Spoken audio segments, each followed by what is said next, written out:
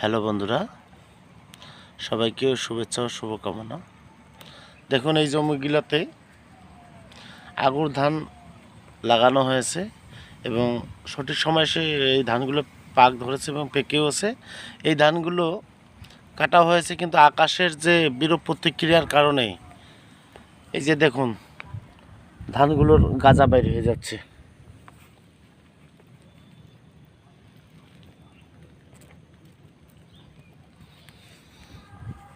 দেখলেন বন্ধুরা, কৃষকের মনে কত ব্যথা, কত জ্বালা, অনেক কষ্ট, অনেক চড়াই উতরাই পার করে জমি চাষ করে কত কী করে আবাদ করতে হয়, ওষুধ স্প্রে, আবার লেবার পাওয়া যায় না, লেবারের কঠিন মূল্য, তাদেরকে বুঝাবুঝি করে দাম ঠিক করে জমিতে নেলানেলি ওয়া গাড়া থেকে শুরু করে সার ছিটা থেকে শুরু করে ধান কাটা সব করতে হয়।